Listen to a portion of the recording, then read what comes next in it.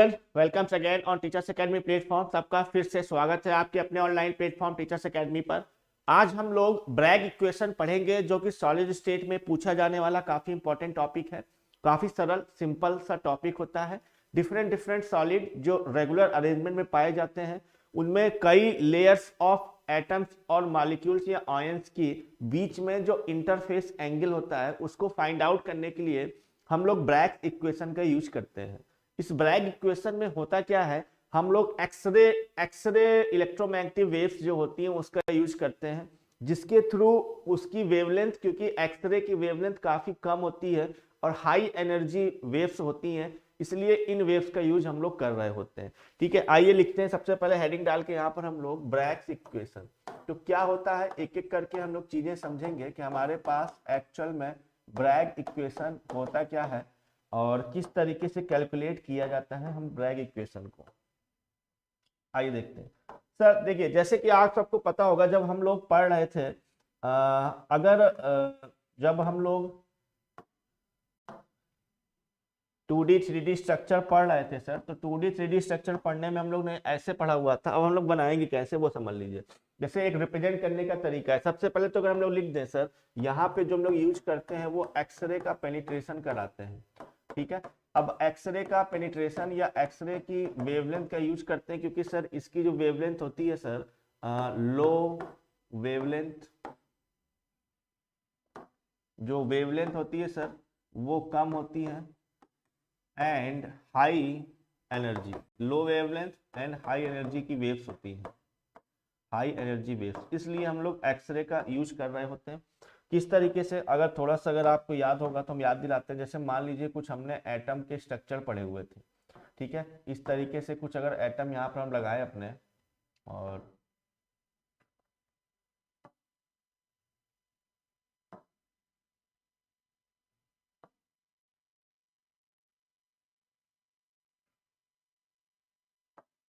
इस तरीके से, ठीक है, और कई एटम्स इस तरीके से हमारे पास है। मान लीजिए ये एक एटम लगा दिया, इसी तरीके से एक एटम ये लगा दिया हमने। समझिएगा जो हम समझाना चाह रहे हैं बेसिकली यहाँ पे पॉइंट अपने। ठीक है, और इसी तरीके से नीचे की तरफ मान लीजिए हमने एटम जोड़ दिए। जैसे हमारे पास कई लेयर हैं बेसिकली, अब इन कई लेयर को ही हम यहाँ एक्सप्लेन करेंगे किस तरीके से। देखिएगा, जैसे मान लीजिए ये लिया और ये एटम लिया, यहाँ लगा दिया इसको हमने। ठीक है, इसी तरीके से एक और मान लीजिए हमारे पास लेयर है जहाँ एटम इस तरीके से हमने जोड़ रखे हैं। थोड़ा साइज इधर उधर हो जाएगा तो उतना आप एडजस्ट कर लीजिए। ये हमारा कहने का मतलब ये है सर, इन सारे एटम्स जो लिए हुए हैं, जो सॉलिड बना हुआ है, इसको मान लिया सर हमारे पास ये लेयर 1 है, ये लेयर हमारे पास 2 है और ये वाली लेयर हमारे पास 3। हर एक एटम के न्यूक्लियस को सर हम लोग मेजर करके चलेंगे। ये न्यूक्लियस है हमारे पास हर एक एटम का, इस तरीके से। ठीक है, सेंटर है। तो जनरली जो हम लोग लाइन यहाँ खींच रहे हैं वो इस तरीके से खींच रहे हैं कि हर एक न्यूक्लियस को मिलती हुई लाइन है। ठीक है, क्योंकि हर जगह एटम से रिप्रेजेंट करेंगे तो थोड़ा सा बनाना डिफिकल्ट हो जाता है ना, स्ट्रक्चर दिखाना। तो हम ये ऐसे मान ले रहे हैं। अब आप समझ गए होंगे ये डिफरेंट डिफरेंट एटम्स की सॉलिड में लेयर है 1 2 3। ठीक है, अब इन्हीं लेयर्स के जो न्यूक्लियस को हम लोग रिप्रेजेंट किया हुआ है, यहाँ ध्यान से देख लेना, ये सेंटर पोजीशन है। ठीक है, तो अब एटम को हम इसी पॉइंट से रिप्रेजेंट करने वाले हैं जहां भी रिप्रेजेंट करेंगे, और उस पे एक्सरे का सर हम लोग इंसिडेंट कराएंगे, इसी पे एक्सरे का इंसिडेंट कराएंगे। ठीक है, हम यहाँ हालांकि दिखा देते हैं। जैसे मान लीजिए ये हमने कोई रे ले ली है ना, और इस तरीके से इस रे को यहाँ इंसिडेंट कराया हुआ है, और यही रे सर यहाँ से क्या कर रही है, ये रिफ्लेक्ट कर रही है। ध्यान से देखिएगा। ठीक है, ये देखिए इस तरीके से मान लीजिए ये हमारे पास इंसिडेंट रे है और ये सर रिफ्लेक्टेड रे। यहाँ हमने लिख दिया रिफ्लेक्टेड रे और यहाँ पर ले लिया सर इंसिडेंट रे। क्लियर। अब इसी को नेक्स्ट फिगर में हम आपको चल के दिखाते हैं। एक्चुअल में जो हमको बनाना था वो ये है। ठीक है, अब इसी को नेक्स्ट फिगर में ले आके आपको दिखाते हैं ताकि थोड़ा सा सिंप्लीफाई कर सके हम पॉइंट को, क्या कहना चाह रहे हैं वो। देखिए इस तरीके से है। जैसे मान लीजिए हमने सर एक लेयर 1 लाइन ये ले ली, कुछ इस तरीके से समझने के लिए। इसी में सर नीचे एक लेयर ये ले ली,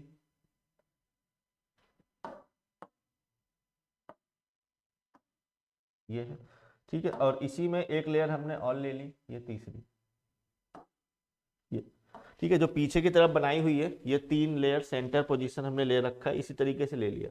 और कई एटम्स हैं हमारे पास यहाँ पर, तो हर एटम को हम इस तरीके से सेंटर बना के समझ ले रहे हैं। ये रहा, इसके नीचे का एटम ये रहा, ये एटम यहाँ है, एक एटम ये रहा, दूसरा ये रहा, तीसरा एटम। ठीक है, तो हर लेयर के नीचे ये एटम मौजूद है, जिसको हम इस तरीके से सर सेंटर पॉइंट बना के समझ ले रहे हैं।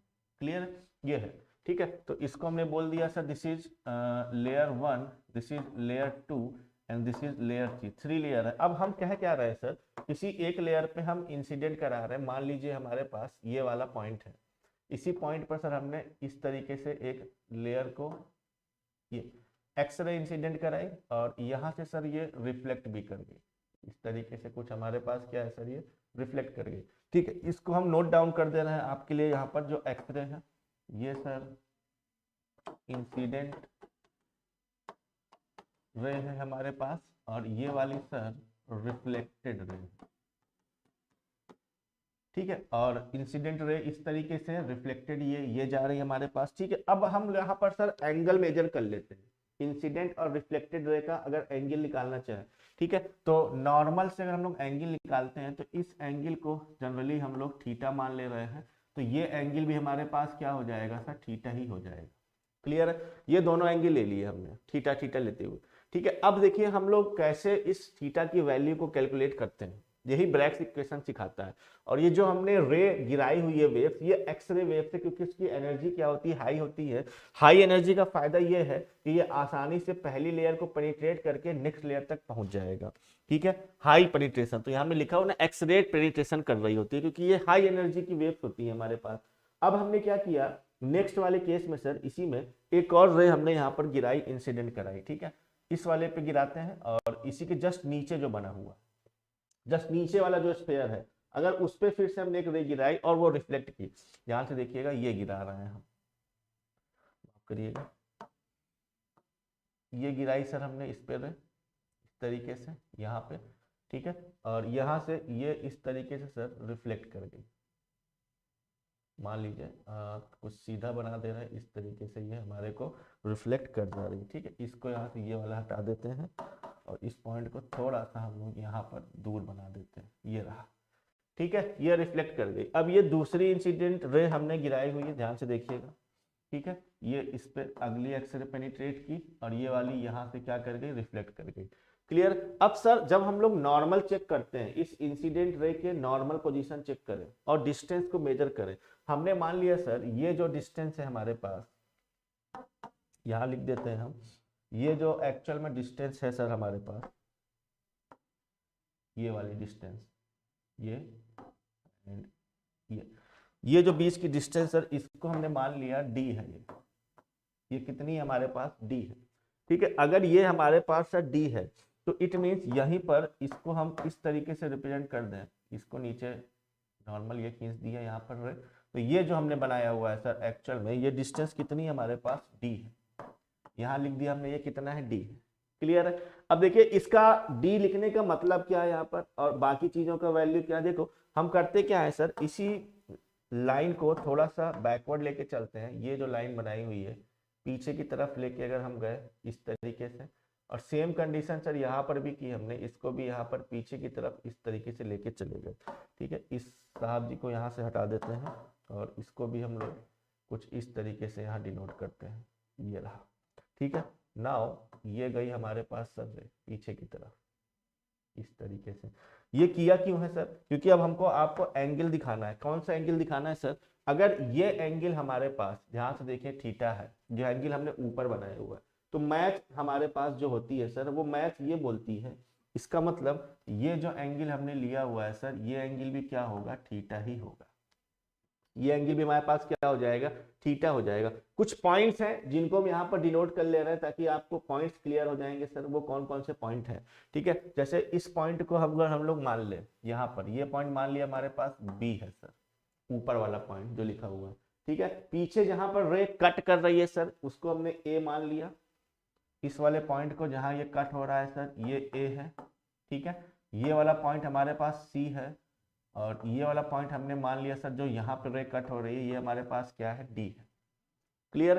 अब हम अगर पार्ट डिफरेंस निकालना चाहें कि एक्सरे जो गई सर वो उसने दूसरी लेयर के पहली लेयर के कंपेयर में दूसरी लेयर पे जब ये एक्सरे गिर रही है तो कितना पाथ एक्स्ट्रा चल रही है, अगर आप देखना चाहोगे तो सर जो एसी और डीसी हमने लिखा हुआ है, ध्यान से देखो जो हमने यहाँ पे लिखा हुआ है सर एसी और डीसी, यही टोटल पार्ट डिफरेंस है।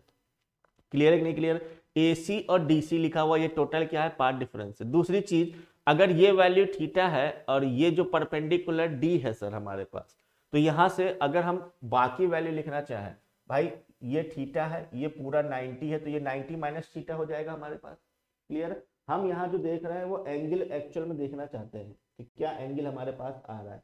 ठीक है, चलिए बताते हैं हम आपको। सर अगर हम लोग देखना चाहें, ये हमारे पास अगर डी है तो ये जो वैल्यू आएगी ये वाले पाथ की, ये साइन थीटा हो जाएगी sir, this is sine theta. अब यहां लिख सकते हैं हम आसानी से सर कि टोटल पाथ डिफरेंस जो हमारे पास आ रहा है वो टोटल पाथ डिफरेंस कितना है सर, एसी और डीसी, ये एक्स्ट्रा पाथ डिफरेंस है, एसी प्लस डीसी। और एसी प्लस डीसी निकालेंगे, ये वैल्यू थीटा है, ये ब्लू वाली परपेंडिकुलर डी है, ये हमारे पास साइन थीटा है, तो एसी की वैल्यू कितनी आ जाएगी हमारे पास सर, डी साइन थीटा। इसी तरीके से सर डीसी की वैल्यू जो हमारे पास आएगी वो D sine theta. Means sir यहाँ से अगर हम टोटल पाथ डिफरेंस की वैल्यू कैलकुलेट करते हैं वो निकल के आती है sir 2d sine theta. Actual में यहाँ थोड़ा सा हमको मैथ का यूज करना था, ठीक है, क्योंकि ये एंगल थीटा है, ये बीच वाला एंगल थीटा है और ये डिस्टेंस डी है, तो ये साइन थीटा कहलाएगा और AC की वैल्यू डी साइन थीटा हो जाएगी हमारे पास। इसी तरीके से सर यहाँ लिख सकते हैं जो DC आ रहा होगा वो भी क्या कहलाएगा sir, D sine theta actual में कहलाएगा हमको, उसको भी हम लोग क्या बोल देंगे, डी साइन थीटा से रिप्रेजेंट कर देंगे। ठीक है, अब यहाँ पे हम लोग देख सकते हैं सर क्या कि फॉर कंस्ट्रक्टिव इंटरफेरेंस, नेक्स्ट पन्ने पे चलकर, फॉर कंस्ट्रक्टिव इंटरफेरेंस, जब दोनों रे आपस में जो गिरी हैं वो जब आपस में टकराएंगी, इंटरफेरेंस करेंगी, तो वो कैसा है सर, कंस्ट्रक्टिव इंटरफेरेंस है। उस केस में जो पार्ट डिफरेंस निकला हमारा 2d साइन थीटा, वो बराबर होता है sir integral value of incident ray की वेवलेंथ लैम्डा के बराबर। ठीक है, तो 2d sine theta equal to क्या हो गया हमारे पास, n लैम्डा हो गया। ये फार्मूला निकल के आया 2d sine theta equal to n lambda. ठीक है, और n क्या होता है सर, इंटीग्रल नंबर होता है और कुछ नहीं है, n equal to integral number, ठीक है, ऑफ वेवलेंथ, ऐसे लिख सकते हैं, ऑफ वेवलेंथ, वेवलेंथ का इंटीग्रल नंबर होता है। तो ये है ओवरऑल हमारे पास सर ब्रैग इक्वेशन। ठीक है, अब यहाँ लिख सकते हो n क्या है सर, तो ऑर्डर ऑफ डिफ्रैक्शन है बेसिकली, नथिंग एल्स, जो n की वैल्यू है that is order of diffraction, कितना डिफ्रैक्शन हो रहा होगा उसी का वैल्यू यहाँ पर लोग लिख रहे होते हैं, n की वैल्यू को हम लोग बोलते हैं। ठीक है, चलिए ये हो गया हमारे पास। अब इंटरफेरेंस हुआ क्या, होता ये है सर, इसी में अगर हम लोग देखें जो इस वैल्यू को जो यहाँ रिप्रेजेंट किया हुआ है, हम यहाँ बना के आपको लेके चल के दिखाते हैं ये जो वैल्यू कैसे निकाली हमने। ठीक है, आओ देखते हैं ताकि सारी कंफ्यूजन दूर हो जाए। ये लाइन इस तरीके से थी हमारी, जिसको हमने क्या रिप्रेजेंट किया था सर, बी, और ये क्या था, सी था, समझिएगा, बी और सी। ठीक है, और जिस तरीके से दिखा रहे हैं उसी तरीके से बना लेना है हम लोग, कोई दिक्कत नहीं है। इस लाइन और इस लाइन AC, तो ये जो बना हुआ है सर यहाँ पर इस तरीके से, ठीक है, ताकि कंफ्यूजन सारी आपकी दूर हो जाए, ये बना दिया हमने। तो ये हमारे पास क्या है, A। बताइए अगर ये वैल्यू सर D है तो इसको यही हम लिख रहे हैं सर, ये AB क्या हो जाएगा, साइन थीटा। तो जो AC निकल के आएगा सर उसको क्या बोलते हैं हम लोग, D साइन थीटा। ये AC क्या हो जाता है सर, D साइन थीटा आ जाता है हमारे पास बेसिकली। क्लियर है, तो ये पॉइंट जो लिया हुआ है ये A पॉइंट है, ये पॉइंट हमारे पास C पॉइंट है और ये पॉइंट कैसा है, B पॉइंट। ठीक है, अब कंस्ट्रक्टिव इंटरफेरेंस हमने क्यों किया हुआ है सर, क्यों कंस्ट्रक्टिव इंटरफेरेंस का मतलब ये हुआ कि जब लाइंस हमारे पास सर इस तरीके से इंसिडेंट कर रही थी, कोई दो लाइन हमारे पास सर इंसिडेंट कर रही थी किसी पॉइंट पर, ये कि यहाँ पर, दूसरा पॉइंट ये रहा हमारे पास सर, इस तरीके से। ठीक है, और जब ये सर यहाँ से आगे चल के रिफ्लेक्ट कर रही थी इस तरीके से, ये भी रिफ्लेक्ट कर रही थी इस तरीके से, ये ठीक है। तो ये दो जो लाइन इंसिडेंट कर रही थी, यहाँ से रिफ्लेक्ट कर रही थी, तो आगे चल के सर यही, अब एक्चुअल में ये एक्सरे इलेक्ट्रोमैग्नेटिक वेव्स, और इलेक्ट्रोमैग्नेटिक वेव्स हमने दिखा ऐसे दिया है, बट आगे चल के सर ये क्या करती हैं, इस तरीके से वेव्स होती हैं, ये इस तरीके से साइनोसाइडल वेव्स फॉर्म में रहती हैं, है ना। और ये वेव्स आगे चल के क्या कर जाती हैं सर, कंस्ट्रक्टिव, मतलब आपस में जुड़ जाएंगी, इस तरीके से वेव बनती हुई नजर आ रही होती है, ठीक है।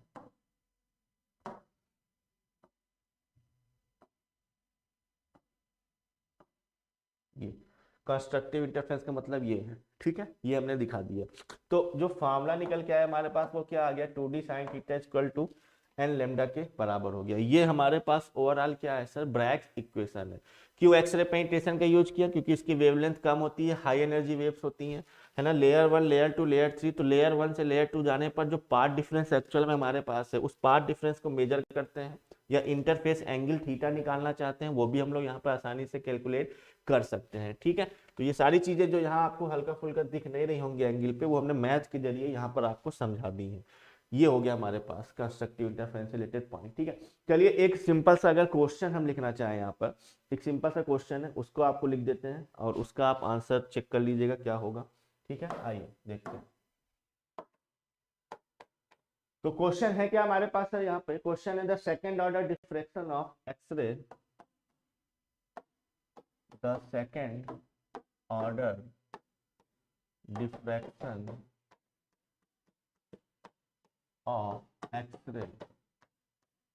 The second order diffraction of X-ray with lambda 1 angstrom या with wavelength दी गई है सर 1 angstrom के अप्रॉक्सिमेटली दी गई है, clear. From a set of parallel plane in a metal, from a set of parallel plane in a metal, किसी metal में, क्लियर, इन ए मेटल। आगे पॉइंट बोलता है occur at an angle 60 degree, occur at an angle 60 degree, clear. चलो ठीक है, ये 60 degree का एंगल ऑलरेडी उसने बता दिया। Then distance between the scattering plane in crystal is, then distance, वो डिस्टेंस हमको निकालनी है, कौन सी distance, then distance between the scattering plane, between the scattering plane in crystal, crystal में स्कैटरिंग प्लेन है, उसकी डिस्टेंस। अब सारी चीजें समझते हैं इस क्वेश्चन में, जो भी पॉइंट बोल रहा है और एक्चुअल में कैलकुलेट हमको करना क्या है, क्लियर है सर। देखिए फार्मूला नॉर्मली यूज कर सकते हैं। हुआ क्या कि क्वेश्चन जो बोला कि दो प्लेन है, तो जैसे एक प्लेन ये रहा हमारे पास, दूसरा प्लेन ये रहा हमारे पास, इस तरीके से, ठीक है। और इस पे सर जो लाइट इंसिडेंट कर रही है, बेसिकली ये लाइट इंसिडेंट की, और यही से सर रिफ्लेक्ट कर रही है, ये कुछ इस तरीके से। तो एक्चुअल में ये जो एंगल दिया गया है ये 60 डिग्री दिया गया है, थीटा। थीटा की वैल्यू हमको दी गई कितनी सर, 60 डिग्री। ये है बेसिकली मतलब थीटा की वैल्यू कितनी दी गई सर हमको, 60 डिग्री दी गई है, क्लियर। अब बेसिकली वो जो हमसे पूछ रहा है वो पूछ क्या रहा है सर, कि जब इसी पर अगर ये दूसरी लाइट इंसिडेंट की होती, यहाँ से मान ले रहा है ये लाइट यहाँ की, और ये सर रिफ्लेक्ट जब हुई यहाँ से इस तरीके से, तो वो बेसिकली सर हमसे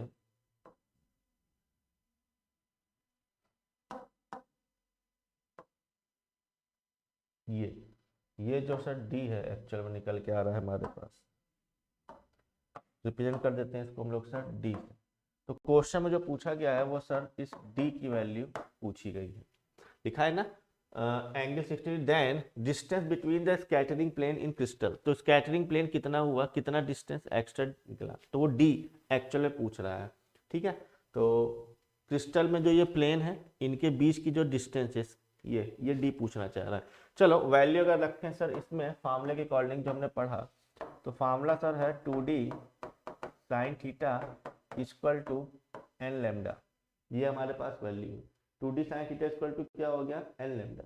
ठीक है, d की वैल्यू अगर यहाँ से निकालेंगे तो n lambda divide by 2 sine theta. N की वैल्यू क्वेश्चन में सेकेंड ऑर्डर है, लेमडा दिया गया है सर 1, तो 10⁻⁻10 मीटर में कन्वर्ट कर दिया, डिस्टेंस मीटर में निकाल रहे हैं। ठीक है, 2 साइन थीटा की वैल्यू अगर रखेंगे तो यहाँ कितनी होगी सर, साइन 60। 2 से 2 कैंसिल हो गया। ठीक है, और साइन 60 जो हमारे पास होता है सर √3/2 अपॉन √3/2, और यहाँ से अगर वैल्यू निकालें सर ये हो जाएगा 2 × 10⁻10 डिवाइड बाई √3, और ये किस में आएगा सर, मीटर में। 2 × 10⁻10 डिवाइड बाई √3 किस में आ जाएगा सर, मीटर में। ठीक है, और जब इसको कैलकुलेट कर लेना, हम यहाँ बता देते हैं पूरा कैलकुलेट करके, ये आता है लगभग 1.15 एंगस्ट्रॉम। तो ये है पूरा आपका ब्रैग